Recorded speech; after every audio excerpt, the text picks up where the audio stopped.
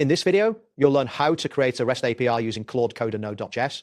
By following these steps, you'll successfully set up a project that includes essential features like CRUD, operations, and a structured folder hierarchy. Start by opening Visual Studio Code. Once the application is open, locate the terminal. You can find the terminal option in the menu bar under View. Click Terminal to bring up the command line interface. This is where you will execute all necessary commands for your project. Now, create a new folder for your project. Type mkdir REST API and press enter. This command makes a new directory named REST API. Next, navigate into this folder by entering cd REST API. After executing this command, you will be inside the newly created folder, ready to initialize your project. Initialize a node project by typing npm init-y in the terminal.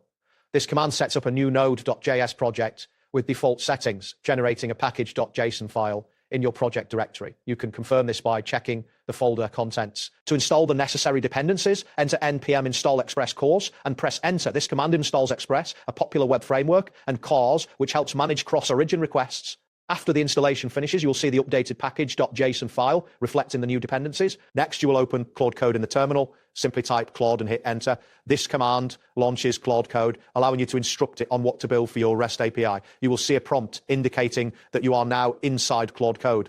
To instruct Claude Code, paste the following command: create a complete REST API using Node.js and Express. Include requirements such as CRUD for users using an in-memory array database, JSON responses, proper status codes, and an organized. Specify the need for an app.js entry file, a routes folder, and a controllers folder.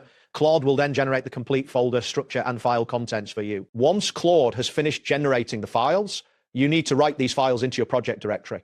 If the files do not auto-write, you will need to create the folders manually within Visual Studio Code. Ensure that you copy and paste the code properly, as shortcuts may lead to errors in your project setup. Now, return to the normal terminal and start the server by typing node.app.js. Press enter to execute this command. If everything is set up correctly, you will see a message indicating that the server is running on http://localhost 3000%. To test your API, you can use tools like Postman, your web browser, or curl commands.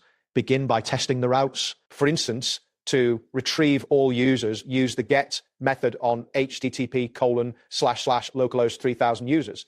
To get a user by ID, use get atp://localhost 3000 users. 1.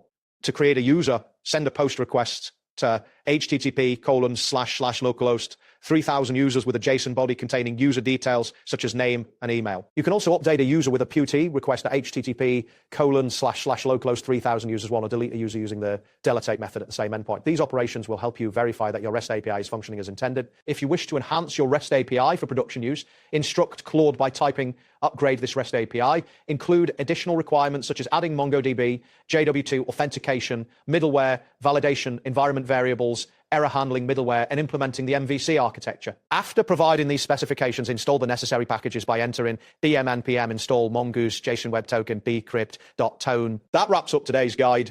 Thanks for watching, and catch you in the next tutorial.